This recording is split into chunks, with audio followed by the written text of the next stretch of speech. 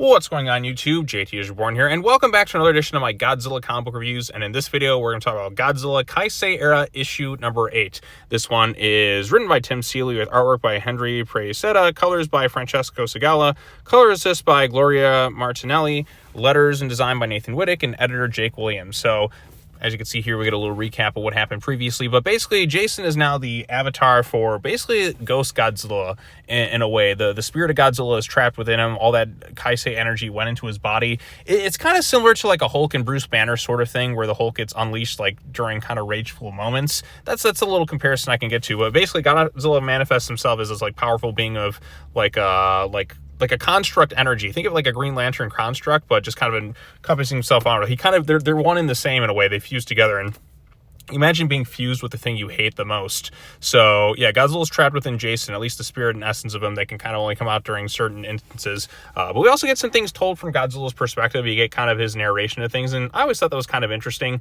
But yeah, so because of that, Jacen is kind of kept in isolation from everything and kind of under wraps as a means to not harm himself and to harm others, because, well, he can't really control Godzilla at this moment in time. But yeah, so it's just in a bit of rage, like he's just kind of like constantly stuck with Godzilla like in his head talking, and nobody else can kind of hear it. So they also trapped Anguirus there, and also during this point something goes wrong and a bunch of other monsters are kind of showing up.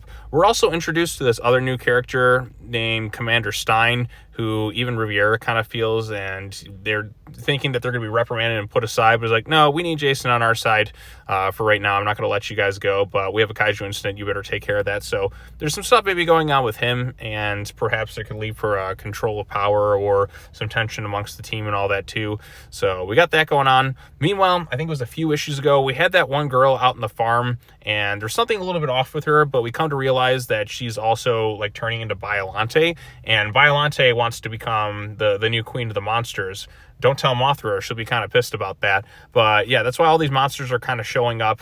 Basically, she's going to have to kind of lead her army to take control. We have Ebra there, who's based basically on that kind of design from Final Wars. We have Manda, and then we also have Rodan emerging, all in vein of the new Queen of the Monsters. We also get some introduction to some other things, like we have Staiga, we have Ursoga, Blackhearts, and I'm sure they're going to be like part of Biollante's army.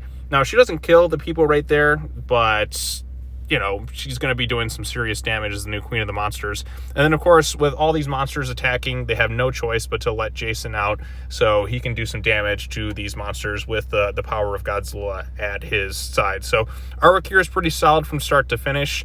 It was kind of interesting to see who that mysterious girl was, but now we know she is Biollante, or at least like the avatar for it. Now, we've seen too in some of the other Kai-Sei Era books, are people able to kind of control kaiju and all that too. Maybe this will be how it ties into the whole Dead Zone comic book.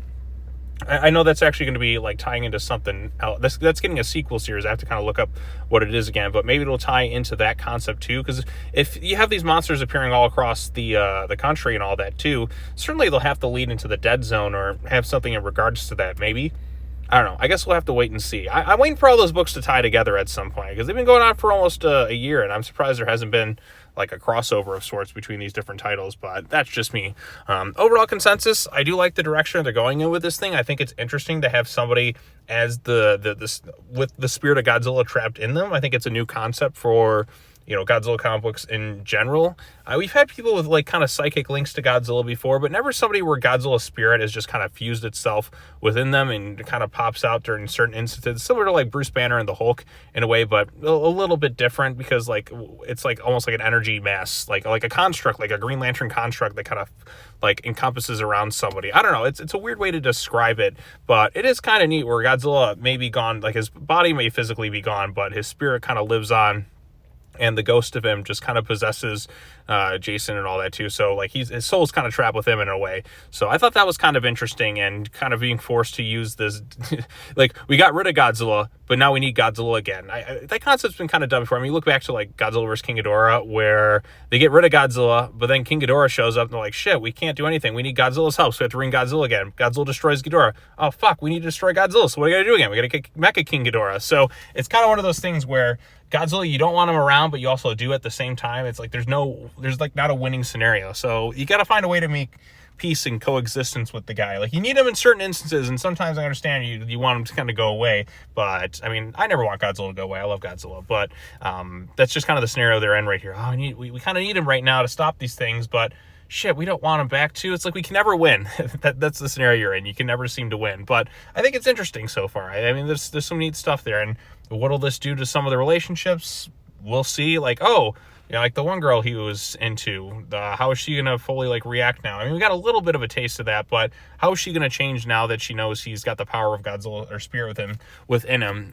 Maybe she's the calming agent to kind of keep it subdued or something.